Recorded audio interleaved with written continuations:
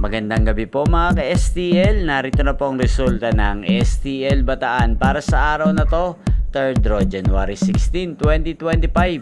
Araw ng Huwebes. Naway ang mga natayaan nyo pong mga numero kanina ay manalo nawa ngayong gabing ito, 8 PM. Kaya kunin nyo na po ang inyong mga tickets. Narito na po ang resulta. Ang mga numerong nanalo sa STL Bataan ngayong gabing ito, January 16, 2025, 8 PM, 3rd draw result, 8 at 8 or Pompiang 8. Sa lahat po ng tumaya kanina sa STL Bataan para sa 3rd draw ng 8 at 8 or Pompiang 8, congrats po sa inyo. At ngayong gabing ito sa STL Bataan, atin pong i-shoutout si Kuya Binong ng Bataan. Shoutout po sa iyo, Kuya Binong. Naway ang mga tinataya mo mga numero sa Bataan, sana ay manalo na po ngayong gabing ito.